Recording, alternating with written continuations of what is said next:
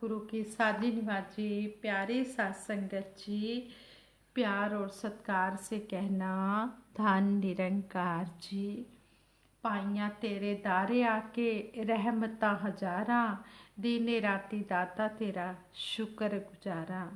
हर पल सतगुरु निरंकार का हम शुक्राना करते हैं, जिन्होंने हमारे जन्म मरण के बंधनों को काट कर हमें आवागमन से मुक्ति दिलाई है। और सतगुरु ने हमें विधि बताई है कि हमने कर दे चलो गल हरी दी, इस तो वड्डी गल नहीं अवतार भरोसा तांदा अज त है पर कल नहीं। यहाँ पर भी हमें शहंशाह जी समझा रहे हैं कि हर समय हम इस हरि निरंकार की चर्चा करते चले जाएं। इस जीवन का कोई भरोसा नहीं है, आज है कल होगा कि नहीं। श्वासों का क्या भरोसा, रुक जाए चलते चलते। इन श्वासों का हमें कुछ भी पता नहीं है कहाँ पर इनका ठहराव हो जाए। इसलिए सच्चे पातशाह आप जी का हर पल हम शुक्राना करते हैं, जो आप जी ने समय रहते हमें ये आवागमन से मुक्ति दिलाई है, इसकी विधि बताई है और इस मार्ग पर चलना हमें समझाया है। सच्चे पातशाह हम आप जी की कृपा से इस मार्ग पर चलते चले जाएं और दासी सतगुरु माता जी के आशीर्वाद से संगत माँ के चरणों में ये विचार रखने जा रही है। ये विचार प्रवान करें। ये विचार है सतगुरु बाबा हरदेव सिंह जी महाराज के। सतगुरु बाबा हरदेव सिंह जी महाराज ने अपने विचारों द्वारा हमें समझाया है कि जो दास भावना वाले होते हैं, जो विनम्र होते हैं, वही वास्तव में ऊंचे होते हैं। कहते हैं संपूर्ण हृदय अवतार वाणी में शहंशाह बाबा अवतार सिंह जी महाराज फरमाते हैं, ओ ऊंचा है सब लोका तो पतवंता है ओ प्रधान, साध सेवा करके जिसका होमे दा मिट जाता है मान।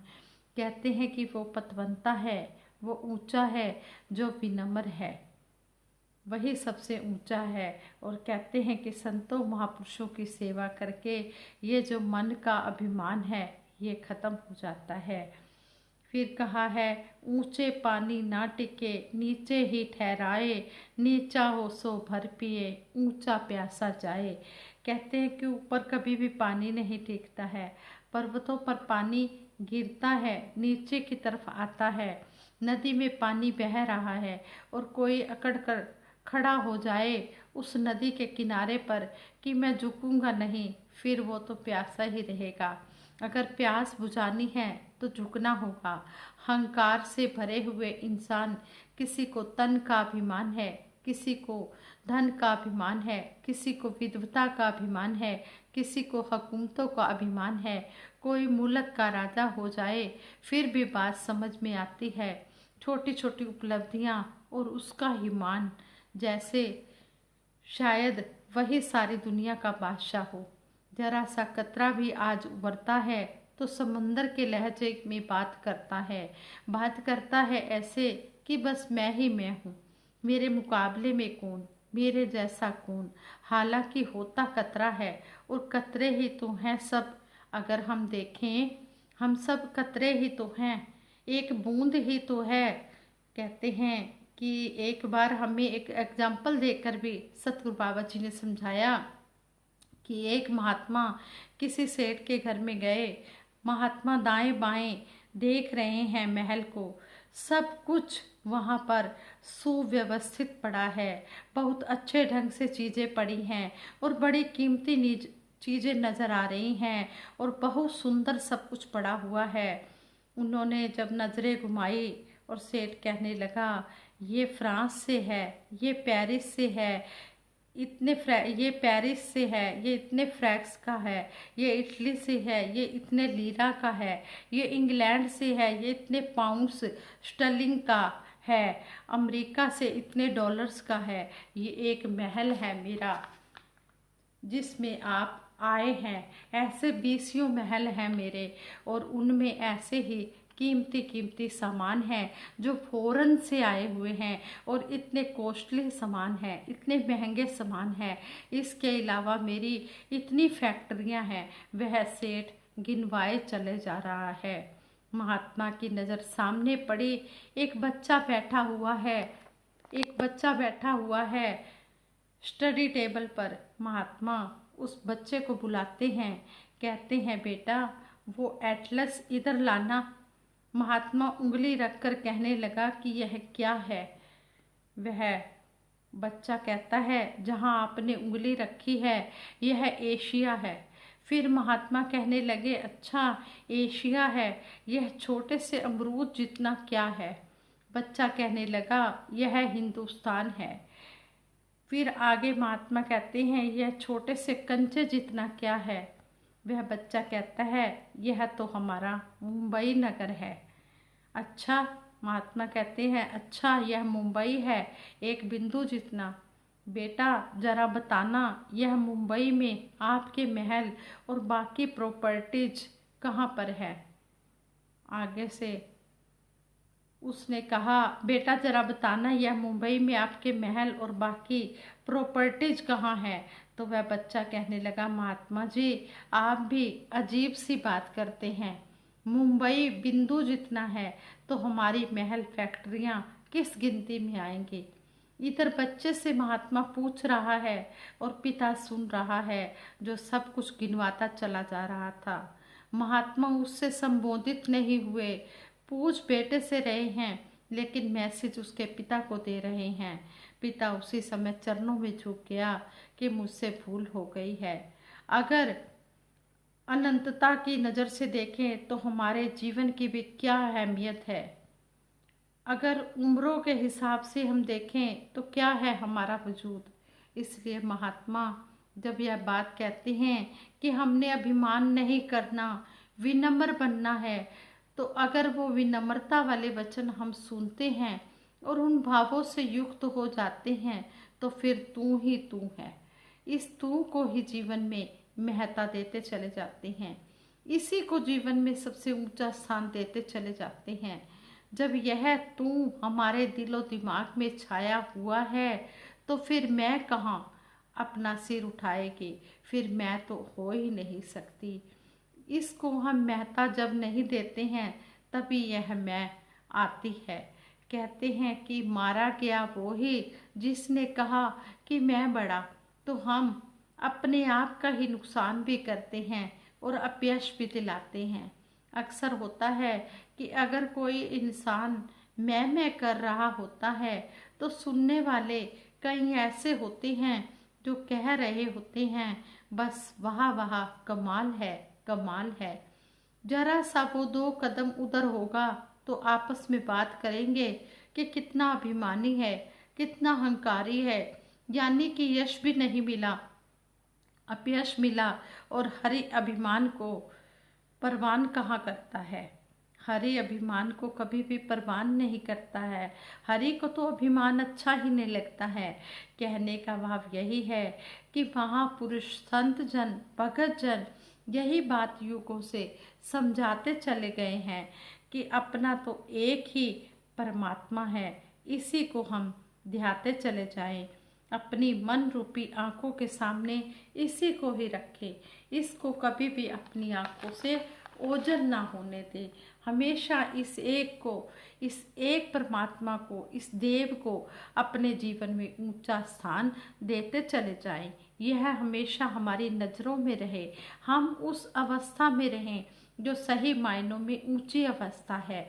उसके लिए इसका हर समय, इस निरंकार का हर समय हमारी नज़रों के सामने होना जरूरी है। यानी कि इसका एहसास होना जरूरी है कि जो तू है सबसे ऊंचा है, जिसके कारण यह सारी दुनिया है, जिसके कारण यह सारी यूनिवर्स सृष्टि है। इस विनम्र भाव को बनाए रखने के लिए इसका हर समय अपने सामने एहसास करना बहुत ज़रूरी होता है।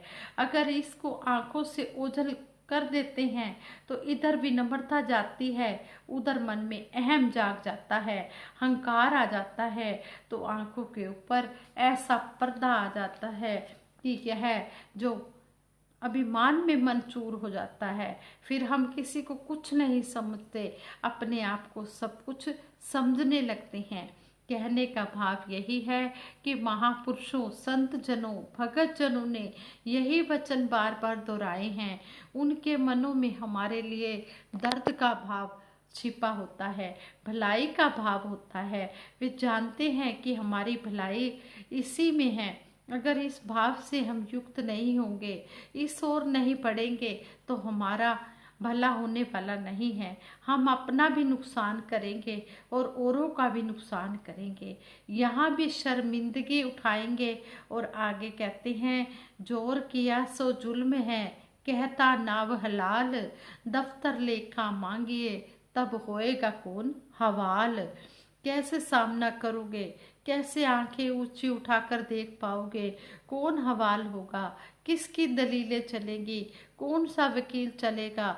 यहाँ की कोर्ट कचहरियों में तो झूठ को भी सच साबित कर दिया जाता है, सच को झूठ साबित कर दिया जाता है, सब कुछ प्रूफ्स के ऊपर आधारित, लेकिन जजमेंट देने वाले भी सीमित।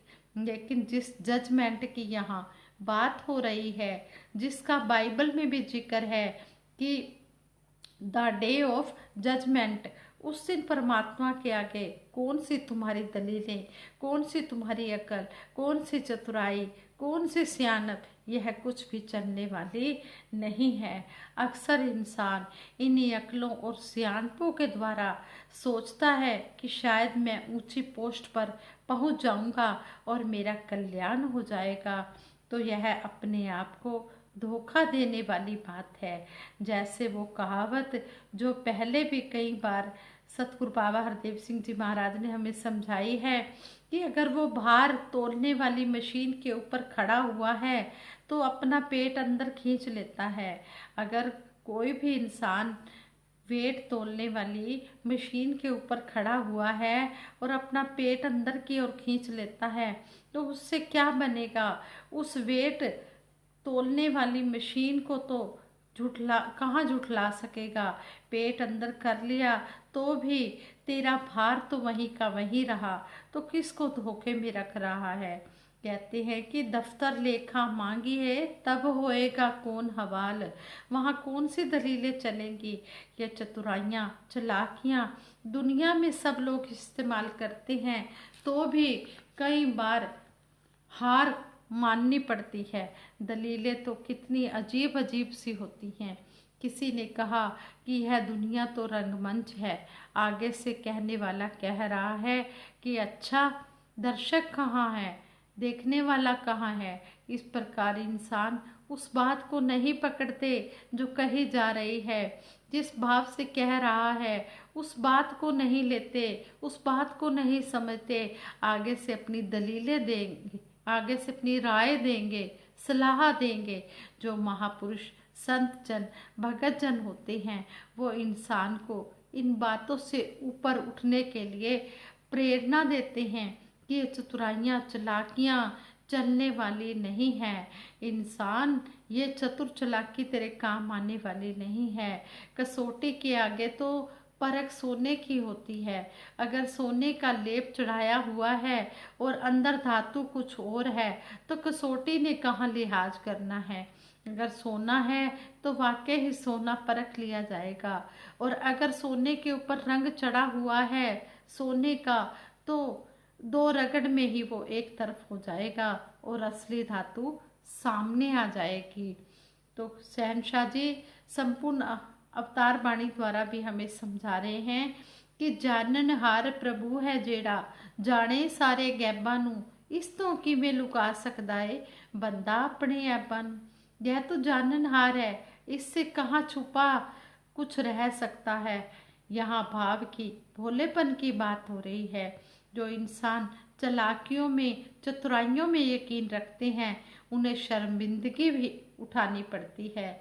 एक इंसान बड़ा चालाक, सड़क के किनारे पर बड़ी भीड़ देखी, मन में ध्यान आया कि देखूं भीड़ क्यों लगी हुई है। चतुराई काम कर रही है कि मैं ठीक जगह पर पहुंच जाऊं, मैं सबसे आगे पहुंच जाऊं। वह इंसान अपनी चालाकी का इस्तेमाल कर रहा है। पूछा कि क्या हुआ है तो पता चला कि कोई एक्सीडेंट हुआ है। अब उसका ध्यान बना कि मैं बिल्कुल उस जगह पर जाकर देखूं जहां पर एक्सीडेंट हुआ है। वह कौन सा इंसान है जिसका एक्सीडेंट हुआ है? वह इंसान कह रहा है, दाएं बाएं हो जाओ, मुझे जगह दे दो। जिसके साथ घटना हुई है वह मेरा रिश्तेदार है। सब उसको सब उसको जगह देते जा रहे हैं कि निकल जा आगे। जब वहीं पहुंचा तो देखा कि ट्रक के नीचे गधा मरा पड़ा है। वो सारे कहने लगे, संभाल ले अपने रिश्तेदार को। इस तरह चालाकियाँ चतुराइयाँ इंसान इस्तेमाल कर रहा है और फिर उसको शर्मिंदगी ही उठानी पड़ती है। इसलिए महापुरुष संत जन कहते हैं कि हे इंसान, ये चतुराइयाँ और चालाकियाँ तुझे मंजिल पर पहुंचाने वाली नहीं है। वास्तव में ऊंचा पद, ये मंजिल उन्हीं को मिलती है जो निर्मल भाव से युक्त होते हैं, जिसके मन में निर्मलता है, पावनता है, जिसमें खोट नहीं है, जिसमें जहर नहीं है, जिसकी सोच अच्छी है, जिसके अंदर पॉजिटिव थिंकिंग है, अच्छी सोच भरी हुई है, जो अमृत से भरा हुआ है, जो नेक नियत वाला है, जो किसी का बुरा नहीं मांगता है, जो किसी का बुरा नहीं करता है। ऐसे निर्मल चित्त वाला प्रभु को प्रवान होता है। उसके लिए कहते हैं, ऐथे मिलन वडियाइयाँ दरगाह मोक्ष द्वार। ऐसे इंसानों को यहाँ पर भी यश मिलता है और आगे भी मोक्ष प्राप्त हो जाता है। महापुरुषों भगत जनों ने हमेशा से यही मैसेज दिए हैं, यही वचन बार बार दोहराए हैं कि इंसान की फितरत इतनी गहरी है। अक्सर हम कह देते हैं कि बार बार किसी को कहें और वह समझे नहीं तो कह देते हैं कि ये तो बहुत मोटी बुद्धि वाला है, इसे समझ ही नहीं आ रहा है। तो जिस तरफ पढ़ने से लोक परलोक संवर जाते हैं, हमने उसी तरफ ही पढ़ना है। महापुरुष हमेशा हमें यही प्रेरणा दे रहे हैं। महापुरुषों की शिक्षाएं जीवन में बहुत महत्ता रखती है और जो इनकी कदर कर लेता है वो असली कमाई कर लेता है, वो मंजिल पर पहुंच जाता है, वो अपने जीवन के सफ़र को कामयाबी से तय कर लेता है। यही प्रार्थना, यही शुभकामना की जा रही है कि दातार कृपा करे, सबको ऐसी सुमति प्रदान करे कि सभी इंसान इस बात को समय रहते ही समझ जाएं, समय रहते ही अपने आप को संभाल लें और ऐसे रास्ते पर चल निकलें जो इंसानियत वाला, अन्य सब योनियों से श्रेष्ठ योनि वाला रास्ता है। उस रास्ते पर चल निकले, यही शुभकामना है, यही प्रार्थना है। संगत जी, आशी से ये विचार करते हुए बहुत सी भूलें हुई होंगी। इन विचारों द्वारा हमें सतगुरु बाबा जी ने यही समझाया है कि चतुर चालाकी को छोड़कर, इस अभिमान को छोड़कर हमने विनम्र भाव से, प्रेम से युक्त होकर इस दरबार में आना है और हमने साफ दिल रखना है। अंदरों बाहरों इको होइए, ताए रब परवान करे, कहे अवतारे भोले भाई, बंदे का कल्याण करे। हम अंदर बाहर से बिल्कुल पाक साफ होकर इस दर पर आए, क्योंकि ये जाननहार प्रभु है जेड़ा जाने सारे गैपां नूं। ये अंतर्यामी घटघटवासी से कुछ भी छुपा हुआ नहीं है। ये अंतर्यामी सबके दिल की बात जानता है। जो भी जिसके दिल में होता है ये सब समझ जाता है। इसलिए हम कभी भी चतुर चालाकी ना करें, हमेशा भोले भाव बन के आए। अगर हम इस सतगुरु निरंकार को खुश करना चाहते हैं तो भोले भाले बनकर इस दर पर एक छोटे से बच्चे की तरह आए बनकर और इस परमपिता परमात्मा को पाकर ये भक्ति को अपनी मजबूत करते चले जाएं। भक्ति से भरा जीवन दातार हमें देना, मजबूत पहाड़ों सा विश्वास हमें देना।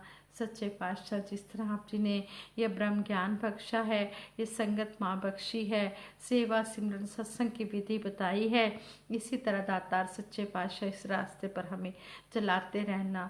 मेरे मालिक दीनदयाल, आप जी का ही सहारा है, आप जी का ही आसरा है। आसरा जिन्हें भी लेता गुरु निरंकार दा, रहंदा न डारे ओनू फिर संसार दा। जिसने इसका सहारा ले लिया है फिर उसे किसी और सहारे की ज़रूरत ही नहीं पड़ती, फिर उसे किसी से कोई डर भय नहीं होता।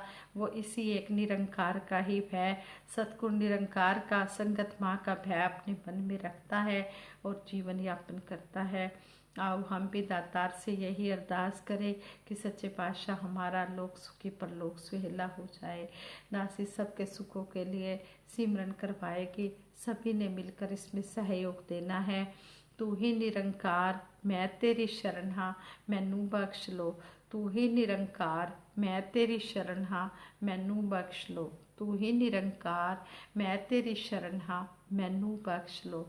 बोलिए सतगुरु माता सुदीक्षा सविंदर हरदेव जी महाराज की जय। निरंकारी राजमाता गुरु बचन अवतार की जय। साथ संगत जी प्यार से कहना धन निरंकार।